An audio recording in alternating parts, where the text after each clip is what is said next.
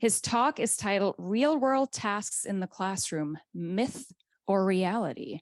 So we'll find out which one it is. Without further ado, please help me welcome Dr. Van Gorp. Thank you, Angelica. Thank you. It's great being here. And it was a very early start. So if I collapse, Angelica will take over. That's kind of the deal. Welcome. I kind of like created a quick Padlet.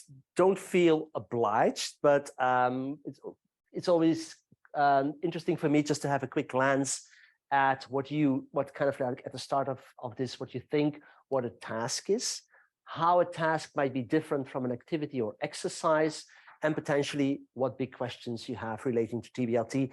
And if we have time, then I hope we have time, we can kind of like dive into those. I just put it up already so that I can, well, you can fill this out if you want to. I'll continue kind of like, which I don't do very often, talk a little bit about myself, but as what my background is in TBLT. So I started out working at a center which is very comparable to a National Language Resource Center in Belgium, the Center for Language and Education, where I worked for about 25 years. And the center kind of had as a goal to support teachers, helping students succeed in education, and especially Dutch language learners. So comparable to English language learners. And that's actually how I came about task-based language teaching, and I got passionate about task-based language teaching. I developed materials, especially for primary education. I developed language teaching materials, content-based language teaching materials, did my PhD in content-based language teaching, and some other stuff. And then at some point, for personal reasons, I moved to Michigan State, where I started working under the directorship, actually, of Angelica Kramer at the Center for Language Teaching Advancement. I got involved in the Less Commonly Taught and Indigenous Language Partnership. I will talk a little bit about that, how we introduced task-based language teaching to instructors of LICTLs. And now I am an assistant professor in the Second Language Studies and TESOL program and part of the NLRC. And we tried also to kind of like work with these instructors around task-based language teaching. And then finally, I am part of this group, the IATBLT. Please have a look at the website. I'll show it later one more time. And there we have this wonderful journal, which actually is pretty a young one in 2021, called Task. And this is my co-editor, Kris van Branden. Okay, so what is TBLT? Is it just like the newest fashion or trend in second language or foreign language teaching? Just something to do until we wait until the next trend comes along? Is it the latest bandwagon to jump on? Is it not just a new umbrella term? Everything is a task, right? So what is a task? We'll try to tackle that very simple, but sometimes deceivingly simple question. With respect to the latest bandwagon, it's sometimes good to kind of like step back and think about the fact that task-based language teaching has been around for a while. So the first kind of seminal publications were in the mid-80s by Mike Long, and it has been, at least from a research perspective and theoretical perspective, one of the most influential approaches to second language education since the early 90s. And there has been a lot of evidence of the impact of tasks on language learning and language teaching. However, when we go into a look into programs, classrooms, the implementation of task-based language teaching is still somewhat problematic and at least challenging for teachers. And also, as a pedagogical, as a research pedagogy, it is under-researched. There's a lot of theoretical studies, one could say almost argue laboratory studies. So these are the guiding questions for today. What are tasks? Why should we use them in our classroom? How do they guide our teaching and learning and facilitate learning? And how do we focus on form during tasks? So I've got a lot to go through. Angelica knows that. So I might sometimes, if I'm too fast, please just hold me or pause me. And we can always, like, I can skip or certain stuff as well if we need to. So again, the simple question is, what is a task? And it's not so simple, apparently, because there's a lot of research going on with teachers, taking them through professional development. And in the end, and this was Rosemary Earlam's work in Auckland in New Zealand, she came to the conclusion that these teachers still don't know exactly what a task is. And so perhaps, I hope I will not confuse you more than I will illuminate you more, but we'll see in the end. It's up to you to kind of decide on that. So I'll take you a little bit through the history of task-based language teaching and what tasks are, and through some criteria. So, and this is it's still one of my favorite quotes. It's by Mike Long, and kind of pointing out, and again, in this seminal article in 1985, actually laying the foundations for what task-based language teaching is that by task is meant the 101 things people do in everyday life. We constantly do tasks at work, at play, and in between, and they are the things people tell you they will do if you ask them, and they are not applied linguists, and I can add, or teachers, language teachers. And so I just already gave the example this morning or this afternoon during my interview, like I did before I arrived here, I did a couple of tasks. I got up early, which was not language related, but I got into my car and I listened to Google Maps for the directions to the airport. So I was listening to Google Maps, what's the best way to get to the airport as soon as possible. Then I listened to the instructions of the security people because everything changed again at Lansing Airport. What can I keep on? What do I need to get off? And what can stay in the bag and what not? And then once I arrived in Detroit, I had like a 3-hour layover. I looked at my presentation, I read through it, corrected some things, and I wrote, I just have been interviewed. I was writing some notes on the interview questions that I got. And then finally I texted Angelica, hey, I'm coming. And I'm actually coming, the plane is not canceled. And so in that like 3 hours, I listened, I read, I wrote, and I spoke. So all of that, just to say that these are the tasks that we do which involve language. The definition by my colleague, Kris, is that tasks are the kind of activities in which people engage in order to attain some non-linguistic objective, and that's important. So we engage in everyday life in all kinds of tasks, and basically we use language, but language is not the goal, creating language. Sometimes it is, but mostly it's not. But they necessitate the use of language, especially in the classroom. We want to kind of like focus on tasks that necessitate the use of language.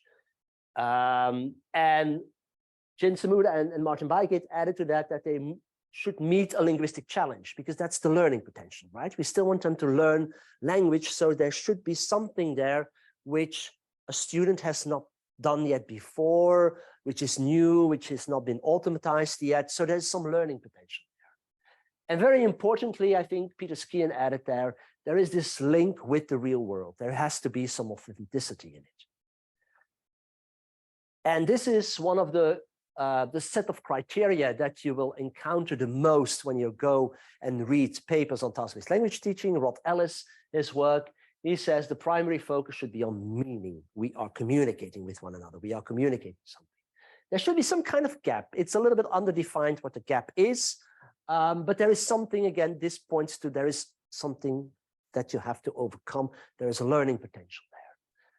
He kind of points out that learners also should rely on their own resources, kind of figure it out.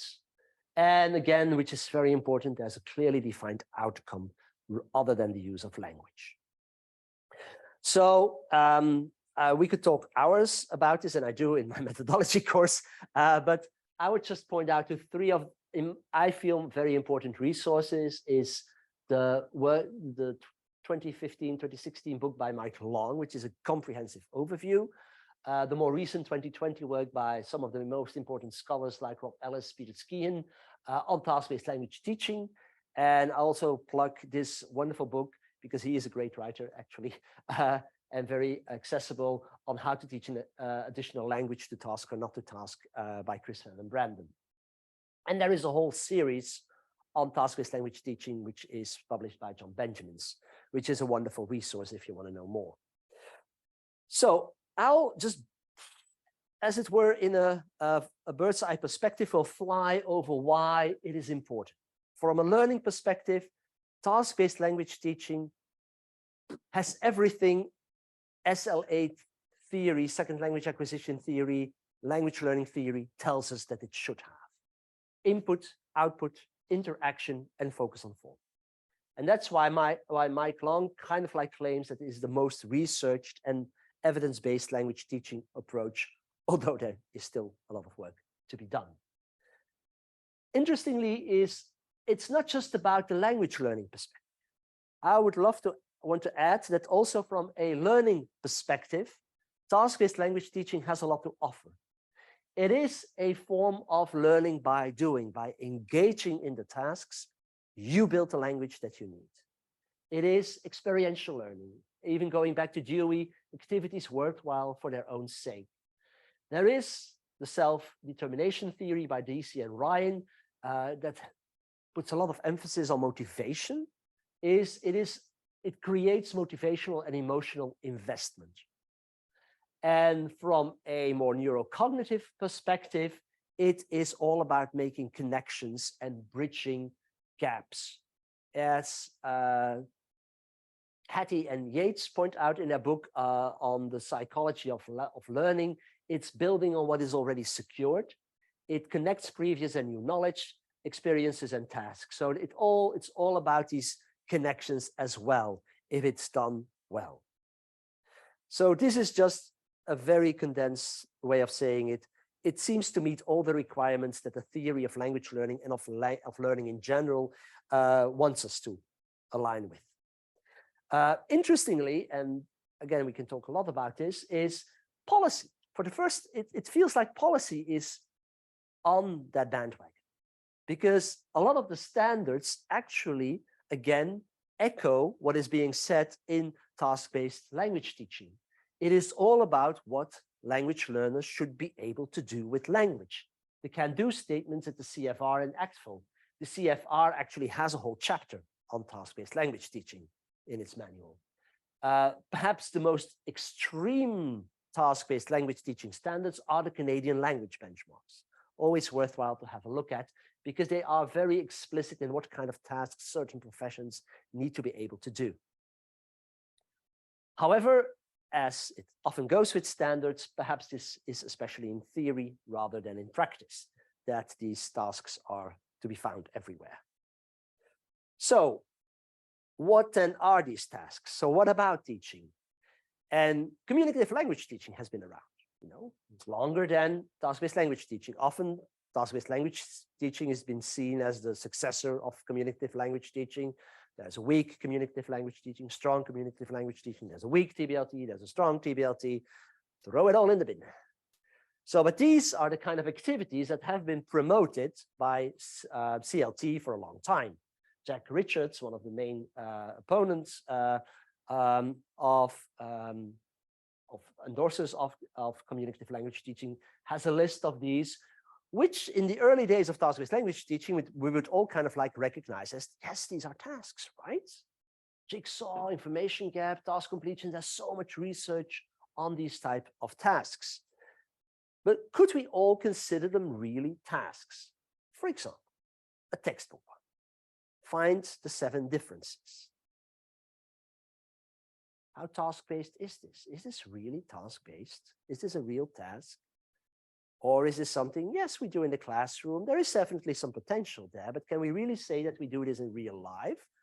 Yeah, perhaps children during the summer when they get bored and then they kind of like try to find the 7 differences, but they don't tell you, hey, I'm going to give you this picture. I have this picture.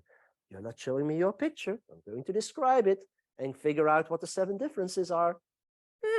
Not sure whether kids really would kind of like engage in that kind of activity. Or this one.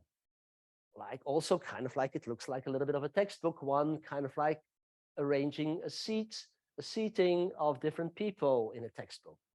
Do that following certain instructions and then work in pairs. So this is actually an English language task from a textbook in Vietnam, which claims to be task-based. And Jonathan Newton from Wellington worked with a lot with Vietnamese teachers on this. And this is what the teacher thinks about this. Boring, not interesting, not for our students. They just keep using Vietnamese to solve the task. It really doesn't push them to use the language. I feel that if we give them a chance to talk freely about what they're going to do, it's much more enjoyable. So he figured out, together with some of his PhD students, that these teachers kind of like rather replaced some of these tasks with this kind of tasks. And so they developed some criteria to rate the tasks. And again, from sometimes a research perspective, Long would argue that convergent, so tasks that have one solution that are closed, actually are very beneficial for language learning. But they found that especially divergent, open, and more personal kind of tasks speak to the students, get them motivated, get them to talk English, get them really engaged. So what is the difference between an activity and a task? I'll give you just 1 second to read this. There are two examples, very comparable, but still different. Which one is the activity? Which one is the task? Which one is this? The task. That's the activity, and why?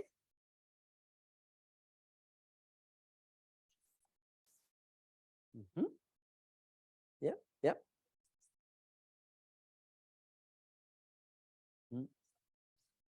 Yep. So it feels more real life, right? It's what this is actually, it focuses on the language again. It takes as a starting point, we are going to use this to practice vocab or grammar. And the same language might pop up in this task, but it's not the focus. It's not kind of like pushing students to use specific structures. It is going with the flow, seeing where we end up with. It is much more of a real world feel to it. And so potentially the main difference is, but there are, of course, like in reality, lots of gradations and shades, is that what task-based language teaching makes different from a traditional approach is the linguistic focus. So the traditional approach always seems to focus on a particular word or a particular structure. Skien called these structure trapping tasks. We try to trap the subjunctive. You have to use the subjunctive now, right? Well, students are very creative. They can circumvent those. So rather than vehicles to highlight specific structures or vocabulary, the focus on getting the task done. And there might still be room for focus on form. We'll talk about that. So I'll be putting in some plugs. This is Laura Kozinski-Weiss from Indiana University. And together with the IATBLT, she developed a language learning task bank. So you'll find many, many examples of tasks. If you go there, there are some wonderful criteria based on the skills, the level, and so on. So have a look at that, because we feel we need to put more resources out there. And everybody can submit tasks to this task bank. So if you have some wonderful tasks, please submit them. They will be screened by a jury of scholars, and they will use 4 criteria, but I want to mainly highlight these 3 criteria. The 4th criteria has to do with, do you follow a certain preset structure, like a pre-task, during the task and post-task, or are you following Jane Willis or framework? But these are the main 3 ones. They have to have a community. There has to be a communicative goal. It does not focus on a linguistic outcome. That's not the goal in itself. And it has to connect to real world language use. And there are some examples of what it is and what it's not, like create 3 sentences using the future tense. No, not really. Or just like with a classmate, now talk about your schedule. Could be a communicative activity. It's not a task. It's a task if you want to do something with that information. So let's explore some more tasks. And I always find it easy to fall back on Ellis, his distinction of input-based tasks and output-based tasks. Often people think task-based language teaching is all about speaking. It is, but it's more. It's about all the skills. And it's also, especially for beginners, input-based tasks might be very beneficial. And that's one example is just like I told you, listening to Google Maps is, for example, reading written instructions or listening to instructions on how to perform something, versus also on the other end of the spectrum, the typical sometimes, which is associated with task-based language teaching and which is sometimes a little bit controversial, is the role play. What's the role of role plays in such a thing? Like you are now acting as judges and you are kind of like judging all the evidence and come to a certain conclusion. So, but it's good always to keep in mind to have there is this difference between input-based and output-based. And Ellis calls these unfocused because he says, we are not focusing on a particular structure here. Come what may. We go with the flow, we relish in it, and we try to support the language learning through it. So, some examples, and I'll give you these examples from our LCTL partnership, and this was working with a group of Portuguese instructors, working for an intermediate, high, advanced, well, they were working on materials for intermediate, high, advanced, low, and I'll show you later on some materials, but these are some answers that they gave to us in an interview about, tell us what you think is a good example of task-based language teaching. And this is one of the examples that the instructor gave. Well, you know, listening to a recording, at what time the museum opens and how much the fee is. So this seems to be a little bit of like, okay, yes, a textbook task. You want some information, you listen to a recording, or you go to the website and find it out. The other one is, well, perhaps build a comparative chart between some nonverbal communication features in Brazilian culture versus in American culture. And, you know, that's easy. You can have such a chart and you can take that with you if you travel to Brazil. What do you think?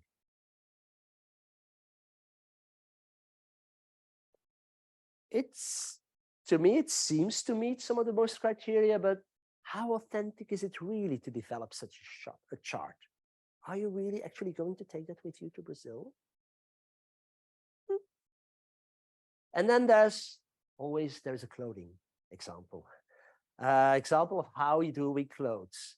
So last semester when I had students learn about clothing, I just had him go to Brazilian stores that sold online in search for clothes for a friend who was going to have a birthday coming up. And then they'll have to tell me, like, what did they choose, describe the item color and, you know, features of the item. Then how much it was it on sale, the discount, and then how in Brazil, there is this difference between either you pay everything cash up front or you pay in installments, and then it might be a little bit more expensive, but you can pay in installments. And so this is an interesting example, in my opinion, because I feel on the one hand, it does meet some of the criteria, but there is this, for me, this kind of forced linguistic focus. When are you actually describing your clothes to your teacher or to a friend? But interestingly, it has this very authentic focus on that cultural aspect of how do you pay, that there is differences in ways that people pay. So again, there's a lot of interesting things here going on, some positive and some that you might see, some retasking and detasking, to use the terms of Jin Samuda. I'll give you another one. And within task-based language teaching, there's also, and by the way, also in assessment overall, a very strong movement towards the use of integrated tasks. Don't keep it all separated, but let's see how listening can lead to speaking or reading can lead to writing. So how can we integrate as many skills in a very natural way, because that's what we normally do as learners and as users of a language. And so this is an example. By the way, there's another resource. I'll show you the slide in a minute. At the University of Groningen in the Netherlands, is to write a collaborative proposal for a more sustainable choice of food.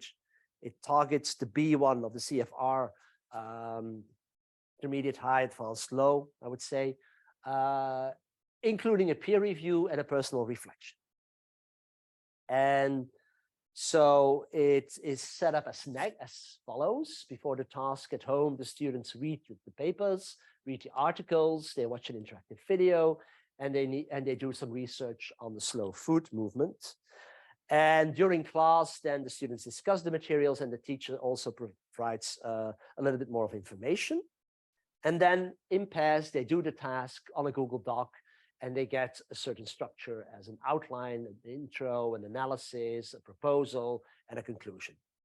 And then after the task, they review it. There's some peer review of the writing on content, structure, and cohesion. There's a class discussion about the peer review and the most interesting points in the proposal. And then there's an individual evaluation and reflection. Sounds good, right? Yeah, me too. And when I was looking at it the second time, I thought, hey, wait a minute. How can we make it even a stronger task? It sounds good. It's already pretty decent.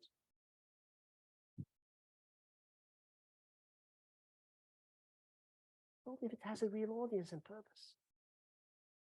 Well, let's, for example, can we impact the menu options in our dining halls or for the students? Can we just say, hey, why not one day in a week we want to propose like that we would put this on the menu, and another day we could use this. So there's always ways, and that's also something that I really love about task-based language teaching. It's never finished. You can always find ways to tweak it, to, if you do it one time, say this worked well, but this did not work really well. How can we tweak it to make it a stronger task? So this is the task corner. It's relatively new, so please have a look at this. It's being developed by Marije and Michel at Groningen, the University of Groningen.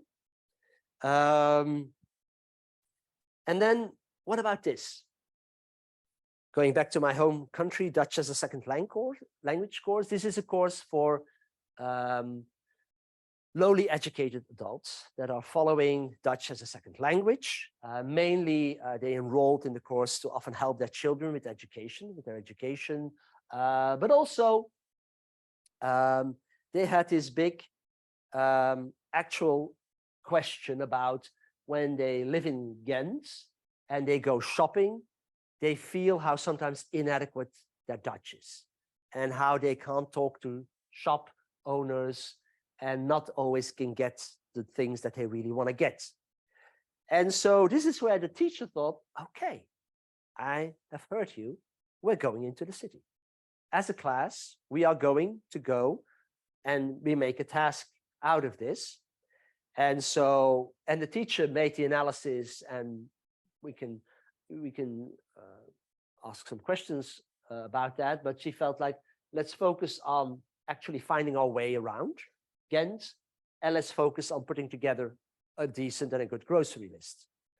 And then she took her class and she went, okay, so we need to go to the pharmacy, we need to go to the bakers, we need to go to the butchers, we need to go do and get these things off our list. And so we go, and you can prepare, we can go into the shop, we buy the stuff. Each time we just briefly check in and say, hey, was this a success or not? What went well, what did go wrong? And then after doing all of the shops, we can go back to class and we have a post-task reflection on that, on what happened, what went well, what didn't go well, what we struggled with linguistically, what was a success, and so on. And this then again, to me, feels like a very strong task. And whenever you take your students, whether they're young or old, outside of the classroom, probably the task-based content of that lesson increases by a multitude. And this slide, I just wanted to kind of point out that there is always this kind of structure to it. This is the original slide by Jane Willis, 1996, very influential for teachers. She's been doing great work in opening task-based language teaching to a lot of teachers, and that there is always a kind of like often a pre-task. And there is some discussion there what should be included in a pre-task. And interestingly for Willis, she points out that it should focus on the topic and the task. So some people would suggest you can also introduce vocabulary, you can introduce new language. Some would agree with that, some would not agree with that. Interestingly, she puts language focus at the end. So we go through the task. This is typically for Jane, and Jane thinks this is very important. And she always added this idea of you have to report about the task, because she felt like if we do that, we push our students to reflect on the language, to kind of like then talk about what they did, and kind of like come up in a verbal report, have a reach that more academic register that otherwise they might not reach. And then you can focus on the language and analyze the language. So trying to circle it a little bit back to you, just questions to think about. What do your students need to do in the target language? And what real world tasks specific to a certain domain, personal, academic, professional, will they need to perform? And I want to give you a few more examples from the LICTOR partnership project that we had. So we were working with Swahili instructors, Hindi, Hebrew instructors, and Portuguese instructors. These are some of the original ones, already 4 years back now, from the Swahili instructor who was thinking about, okay, and this was a big move for him, kind of like moving away from grammar and vocabulary. And so we had a lot of conversations, because also we felt, or I felt, but I think also we felt, we do not want to impose tasks with language teaching. We have a project we want you to support. We want to support you in developing materials that will help your students reach a higher level of proficiency. We do have an idea about how to go about that, but in the end, you are the Swahili teacher. And if we impose something on you, that won't work. We want to help you find a way of kind of improving that. And so actually what we found that helped is because it was very tricky for these instructors to understand what a task was. What helped is when we talked about them about a project. What kind of project do you want your students to engage in? And then think about, in order to realize that project, what are the steps that they need to take? And can we translate these steps in certain relevant tasks that they need to do? And so one of the things, the project that the Swahili instructor came up with, he was developing a module on taking his students abroad to Tanzania. And he said, when you travel and live in East Lansing, you'll have to buy a new phone. You can't use your American phone, and you can't use your American SIM card, because how a phone is used in Africa, in East Africa, is totally different from how it is used in the United States. And so he built this module, and part of this module was like figuring out what they needed to do, what kind of phone they needed to buy, and how they could use that phone while traveling in East Africa. A very different project was the Hindi group, who kind of like wanted their students to create a documentary on endangered wedding rituals in India. So they were asked them to build a website to research post-wedding rituals that were endangered, and kind of like try to document these. This is much way more of an academic kind of like project. And another one was by the Hebrew group, who felt like that chose the segue of innovation and entrepreneurship in Israel. And they felt like, okay, we want to kind of like research different innovations in businesses in Israel, which have been very successful. And we want to kind of like see what is common there. And then we want to kind of like our students to learn from that. And this was also in a program that connected to business, connected to business studies. And so they wanted their students to develop an elevator pitch and a business plan in Hebrew. So again, these are some of the examples where we felt like we were to some extent successful in introducing task-based through the idea of project-based. And project-based, again, selling it as we want to kind of like enhance the proficiency of our students, and we want to kind of like adopt a reverse design in doing so.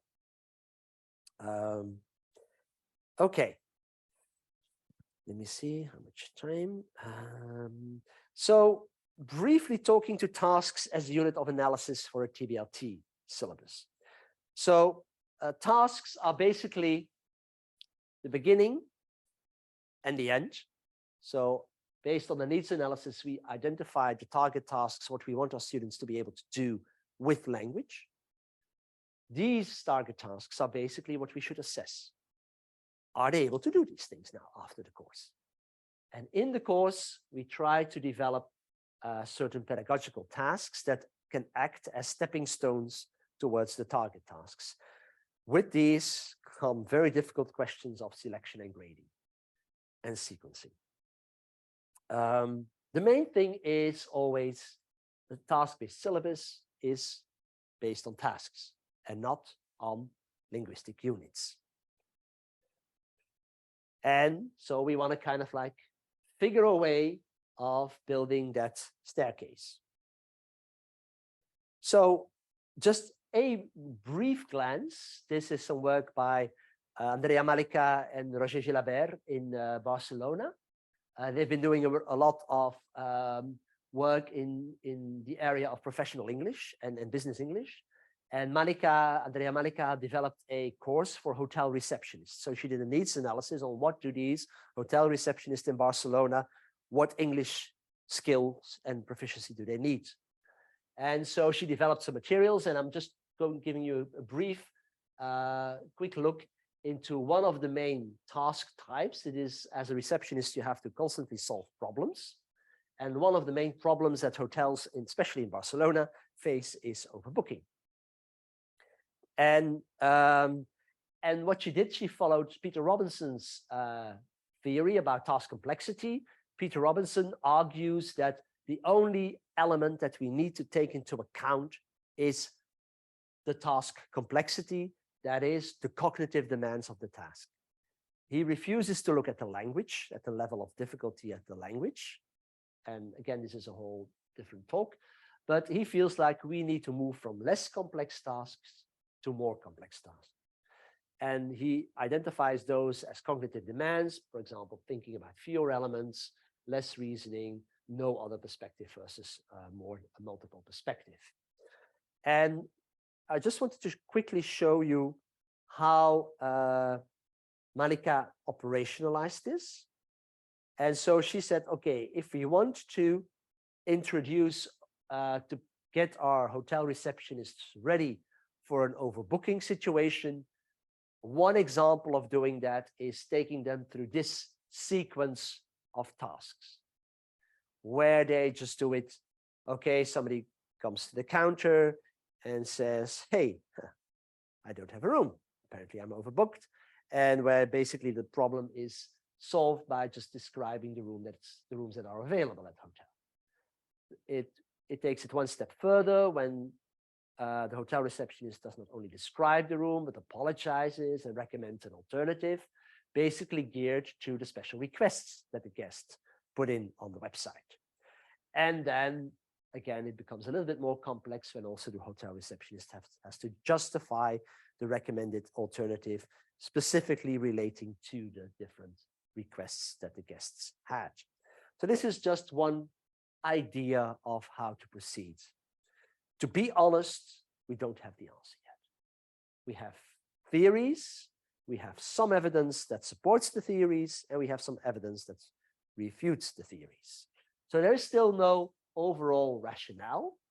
So still we need to rely on part, at least on teachers' experience, according to Rod Ellis. Mike Long disagrees, but that's something else.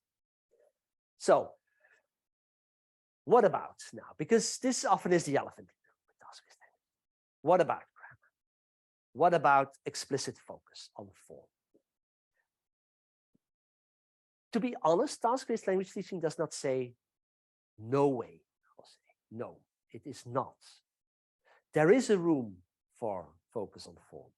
So, by the way, I'm not sure if focus on form is introduced by Mike Long as an opposition to focus on forms, where in a traditional syllabus, you always focus on specific language structures that you as a teacher have in mind and that you kind of like follow in the as a sequence. Whereas focus on form is, yes, there is a space and a place to kind of like take one step back, to look at the language, to analyze the language, to talk about the language, to provide rules or whatsoever. But it's more generic form because it depends on what comes out of the task. And interestingly, Kris and I, as editors of Task, recently had an interview with Rod Ellis, and Rod Ellis always has taken a very always had a strong consideration for teachers, like because he always wanted to kind of like bridge the theory and make it accessible in practice. And these are some quotes from that interview, where he says, "I do not think that we can ignore the fact that teachers and learners believe that explicit instruction is necessary." And he introduced also the idea of focused tasks, of you can design tasks that have at least a high probability of eliciting certain structures, and to then provide opportunities for students to work with these structures. And on top of that, there is no one way. There is no one way. There are multiple ways of drawing attention to form during the task, but also preemptively or post task. And I want to add something that my colleague Kris added to that. We need to be aware that, yes, there is a role for explicit instruction. But we also have to be aware that instruction works better for older students than for younger children, that it works better for highly educated students than for less educated students. And it works better, which is sometimes contradictory to what teachers think, in the intermediate and advanced stages than at the beginning stages. And he kind of like adds to the fact that although he says you can do multiple ways, there is one thing which he calls the integration principle, that we know that it works best if we are able to integrate it as closely as possible in where a meaning breaks down, in where students are not able to negotiate the meaning, but are kind of like hitting that grammar wall. And that's the ideal moment to kind of like, okay, take one step back from the wall and let's examine it and see if we can climb over it or break it down. In which he says like connections trump chronology. Okay. And these are some, by the way, some of the examples, again, input-based and output-based, on how Ellis would say how we can try to manipulate a task to elicit certain structures. Although we can never be certain, and I think one of the strengths of task-based language teaching is because we don't control it fully, there is always learning opportunity for every student in the classroom. But we can kind of try to control it. And it works. Jin Samuda has shown that, and Shintani has shown that as well. And I'm not going to go into that because it's almost time. The fact, and he gives one example of the comparative and the superlative, how you can have an example when, for example, students discuss measures for saving energy. You start immediately, which works better, which is the best one, which saves the most energy, which not. And so you can talk about the comparative and the superlative in French. Actually, in primary school, we did it with the ugliest witch context, kind of like selecting of, we have some pictures of a witch. Which do you feel should win the contest of the ugliest witch? And why do you think that this witch is uglier than the other one? So there are multiple ways of doing that. And again, this is one of my wonderful colleagues, Andrea Revesh, pointed out. You can introduce new language in the pre-task stage and recycle some of the existing linguistic resources. You can reactively provide focus on form through recasts, through scaffolding. Interesting also sometimes through input enhancements, through bolded words, through glossing. You can provide a certain focus on vocabulary. And always still, everybody agrees that the post-task stage is perhaps the most important one, nevertheless, to kind of like take that step back and take that analytic perspective on language. And of course, nowadays, we have this wonderful flipped classroom where we can ask students to prepare, because we are working with highly educated students that know what a dictionary and a grammar is, what and a grammar are, and that can use them. Okay, I want to wrap up with some of the students' voices, because we talk a lot about teachers. So how do students feel about that? We collected some of these student voices with the this course developed by the Portuguese team. They talked about the 5 different regions in Brazil, and they explored the myths and legends, the culinary adventures, traditional music, and tourism. And then they had, as a project, kind of like developing an individual website. But what did the students tell us? What did they like about it? And interestingly, I found when I was going through these transcripts, I kind of came to perhaps a little bit of a different set of criteria than we typically use for task-based language teaching, or that Rod Ellis has been promoting. They love the fact that these tasks are personal, that it opens up for them a space to talk about what they find interesting, or to connect to some of their fellow students. Hey, I'm interested in what you do. It connects, these tasks connect again, and this is important from a learning perspective. They connect to other students' responses, other students and people's personal interests. The interaction, they love the interaction, but also that these tasks provided these multiple perspectives and a deeper understanding of the culture, which is, for the audience that we're working with, I think very interesting and very important. And especially that it had them do things, that it engaged them. They were doing an interview, they were making food, they were making a playlist, one student said they were doing culture, not reading about it. And these are some of the quotes of the students.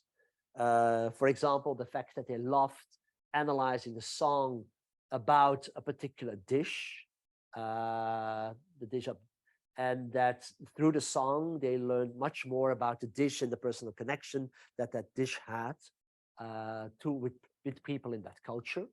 They loved the food and the interviews, the playlist, or the fact that they watched different videos with people with different accents, and that it again opened up multiple perspectives on the world of how language was being used, Portuguese was being used in Brazil. And from another project that I was involved in, where a former student of mine developed a 2-semester-long task-based language course for a business English course in China. These were some of the things that the students liked the least and the best about task-based language teaching. The fact that somebody was just less interested in some of the tasks, that they were not exam driven. Of course, in China, there's a strong backlash from standardized testing on teaching.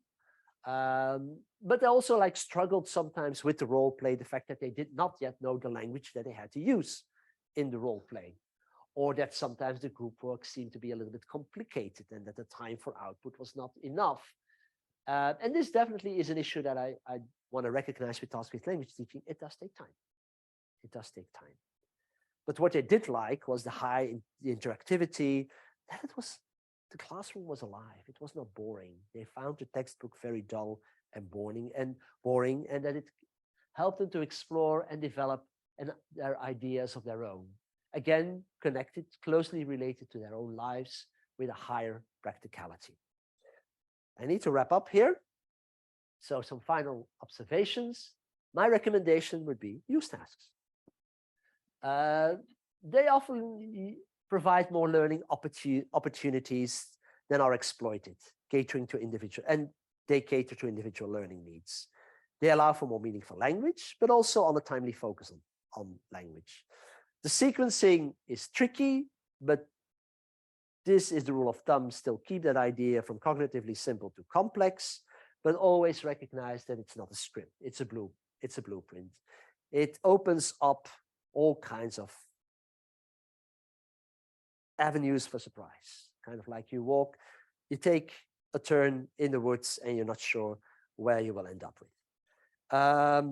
But the personal performance and the learner autonomy is a high motivator for students. So that's it. I think it's up to you if you decide to task or not to task, and it depends on so many aspects. I do want to recognize that. And then plugging, there's a Facebook group, Connecting Scholars. We hope to connect scholars in the US. If you are on Facebook, please join us. Marta Gonzalez, Joret, me, Laura Garzinski-Weiss, and my student Matt Goss have initiated this just recently, actually last week. There's Task. There is the IATBLT, which has resources. And I just want to, one final plug is our National Language Resource Center. And that is, thank you. Sure. No, 5 minutes left. Yeah, no, fantastic. Koen, thank you so much for this interesting and inspiring presentation. I particularly enjoyed all the voices from the students to hear that perspective. So at this point, we would be delighted to open it up for questions. If you're on Zoom, please type your question in chat. And if you're in here with questions, comments, thoughts, please raise your hand and do not be shy. Now you are shy. Although there is something to drink over there. Yes. So we don't need. Yeah, thank you so much for your talk. It was great. My main question is if you have any ideas for doing tasks with texts, like having students listen to a song or watch a film or engage with some kind of like art in some way, and how to kind of, because it's like most of the examples I've seen of task-based stuff are about like practical things, and something I think about a lot is how like art is a part of our like real life. Like in real life, we watch movies and TV and we listen to music and we talk about it. And I'm kind of trying to figure out how to like do something that's like more follows more of like the task-based principles, but while working with art.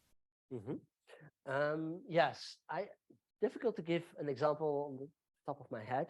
I think can you give an example of an art project that you would love to turn into songs, basically? So like I don't know, like the song of the yeah.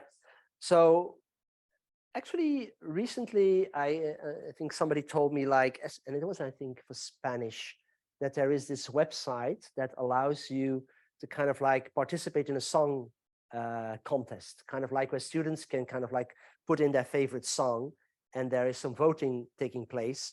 And so I think that would be, for example, a nice segue into working with songs, kind of exploring some of the songs, which is your favorite song, presented to the class. Should we put it on the website or not? Not all of us can just go into the website, or we can, and put our song in there. So you can think about some tasks in the classroom to have students work together to figure out, shall we kind of like decide on one song that we want to promote on that website as a class, and then go into that website, I don't know, comment on the other songs as well. I'm not sure what exactly is the opportunities within the website are, but I feel like that's an opportunity to do so. I think art, I think with the whole idea of kind of connecting in a project, there should be wonderful opportunities with art.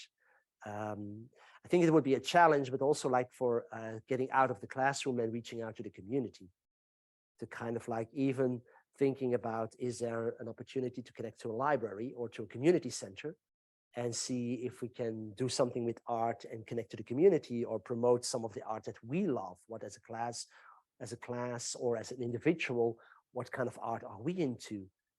Can we promote, as art is so transformative, can we find a way to connect with the community and present some of the art projects that we feel passionate about or that we can develop in a classroom? It is true with respect to the whole culture and literature side, there's not that much with respect to task-based language teaching. It's still an underdeveloped area that, that somebody might want to, not sure if this is English. In Dutch, we would say put their teeth in. We'll take a quick question from Zoom. Claudia Fernandez is asking, so in your view, the post-task phase in Willis is focus on form? Let me go back, because I think what Jane actually, and we just also actually recently had an interview with her, and it was very illuminating for me. She felt when she was proposing this, felt that she needed the tasks to engage their students in using the language. But then she felt we need a stage where we do kind of like lift that language from that very interpersonal communication to that more presentational form. We are reporting on that, kind of like pushing the students to use language in a more decontextualized way, Jim Cummings would say. And then she said, like, and then there's a phase where we can focus on language and we do analyze it. And she actually connects in a certain way with Mike Long, who says there's little research on what language is actually used in tasks. Let's record these presentations, and let's then analyze what language is being used in that. That's what Jane is actually saying. And it is focused on form in the sense that it's not determined beforehand. We don't know what the structure of the day will be. It's basically what the students make of it. And what then the students then together with the teacher want to focus on and analyze, where they feel that there is a learning potential, where there is a gap to be bridged, because students, probably a few students will make the same mistakes. So that's an ideal moment to reflect on that. What she does have, which would be perhaps, in my opinion, is a little bit less task-based or strong task-based, is that she then would also kind of like do a practice round. But I was very surprised by how passionate she was about, we need that reporting phase. And then the next step, which she acknowledged is very difficult, we need that analyzing phase, where we actually take one step back with our students. What have you actually produced? And what went well and what went less well? And what can we revise? I'm not sure if that answers your question, Claudia. Angelica doesn't know either, but no, Claudia says yes. Okay, thanks. So actually, and before we go to Juan's question, there is another question related to Willis here in the 3 stages. Up to what point is it necessary to have a pre-task and post-task stage? I can give you my personal answer. I don't think you always need it. I think it depends. I think sometimes I can imagine tasks which is basically the students just go into.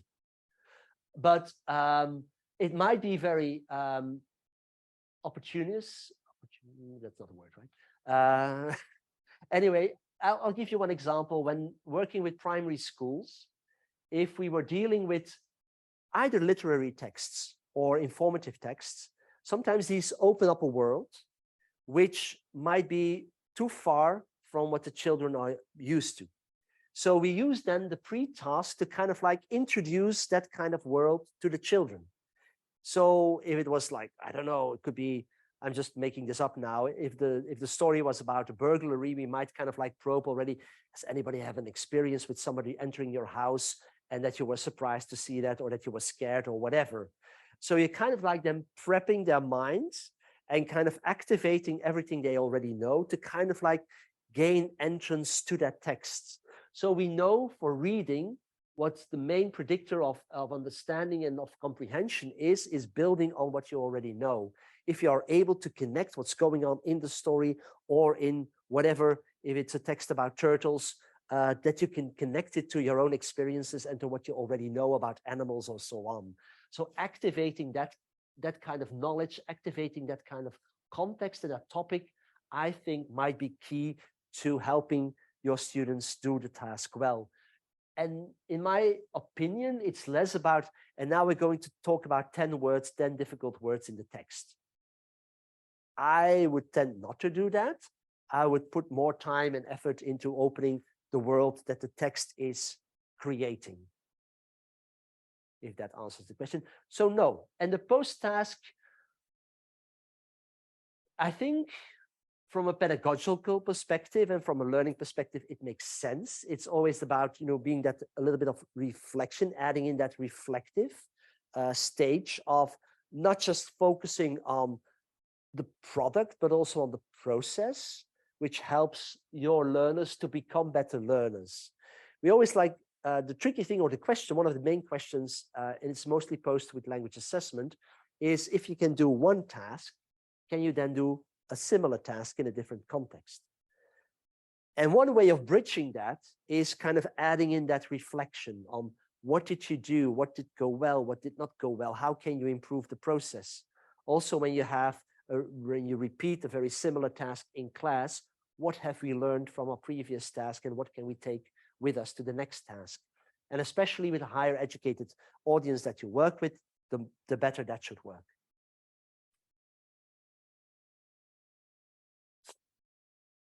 Now, being mindful of everybody's time, I do think we will wrap up. Okay. And for those of you in person here, of course, you will have ample of additional time to talk to Koen about all your burning questions. But please help me in thanking Koen for this wonderful talk today. Thank you so much. Thank you.